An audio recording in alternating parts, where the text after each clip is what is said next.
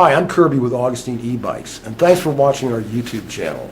I hope the videos we put together every week for you are entertaining, educational. I hope you learn something from them because we enjoy making them just for you guys.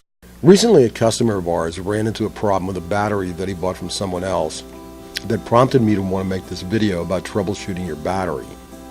Before troubleshooting your battery, make sure to fully charge the battery.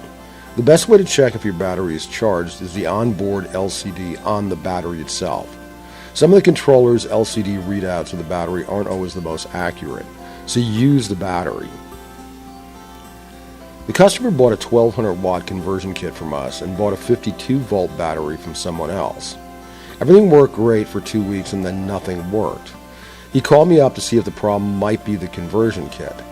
The people he bought the battery from had asked him to take the battery apart and test the battery management system.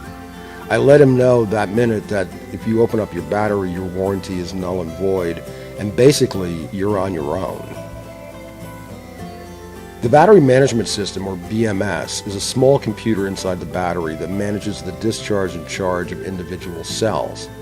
The BMS also talks with the controller managing the power distribution to the motor. The customer told me that when he tested the battery off the bike, it showed a full charge. But when he connected it to the bike, every time he turned on the LCD controller, the bike would shut down. I thought it was strange that turning on the battery would shut down the controller. So I asked him to connect the battery to the bike and then plug the charger into the battery, connecting it to his local house current. When he connected the bike, it worked, indicating that the problem was with the battery and not with the kit, and that basically the battery wasn't holding a charge. Since then, he's gone off and gotten his battery fixed. It's taken him a while, but he's got it done. Some basic things to consider in troubleshooting your battery. Have a voltage meter. You can buy them for under $30 at any hardware store. The voltage meter will directly test the voltage of the battery.